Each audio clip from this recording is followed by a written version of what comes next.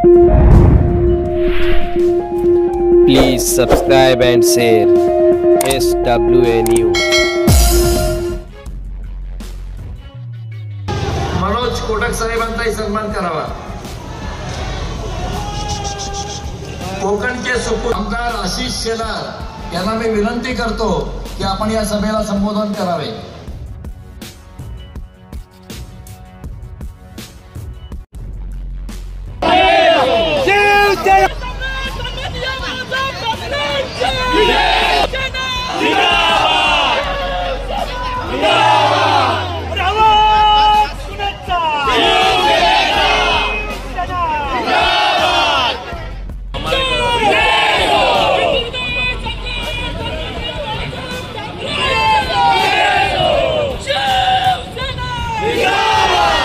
नहीं, देखिए, ये जो जन सागर आज यहाँ पे आया था, वह जन सागर मोदी जी का जो मंत्र है अब की बार 400 पार, और मोदी जी को फिर एक बार प्रधानमंत्री बनाने के समर्थन में आया था। मैं तो एक छोटा मोदी जी का सैनिक हूँ जो इस धर्म युद्ध में कूद पड़ा हूँ।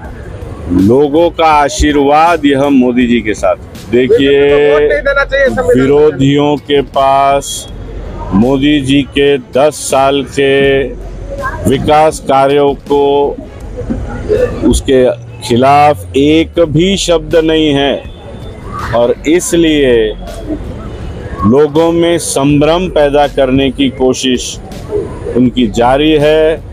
पर देश की 140 करोड़ जनता को मोदी जी पर पूरा भरोसा है। नहीं, यह विरोधियों को लगता है, जनता को नहीं लगता। देखिए, आज से तो शुरुआत हुई है, तो अब आने वाले 32 दिन महायुति की संयुक्त ताकत एक साथ लगेगी और काम में जुटेगी तो निश्चित ही विजय का घोड़ा ये आगे बढ़ता जाएगा। कोटी रुपये मी वाचवले आणि त्याचा मला अभिमान आहे।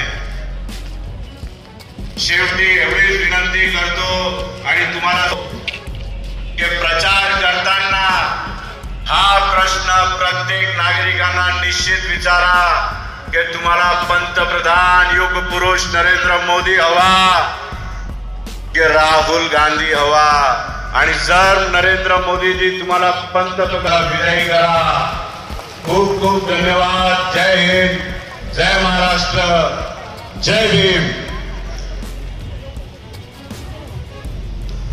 आजच्या या महायुतीच्या मेळाव्यात आपल्याला संबोधित करण्यासाठी उपस्थित असलेले केंद्रीय मंत्री रामदास आठवले साहेब यांचा सन्मान आपण करावा अशी मी विनंती। प्रवीण दैतुरे आपण यावा आणि आपण त्यांचा सन्मान करावा। दीपक दळवी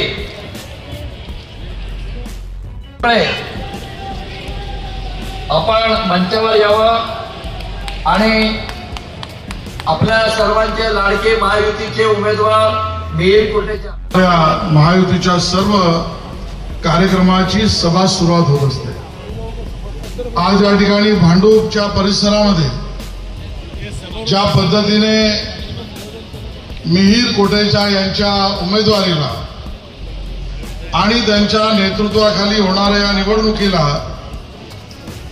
या भागातील नागरिकांनी उपस्थिती दाखवली आहे, तर तो केवळ महायुतीचा होईल, मिहिर कोटेचा यांचा विजय होईल।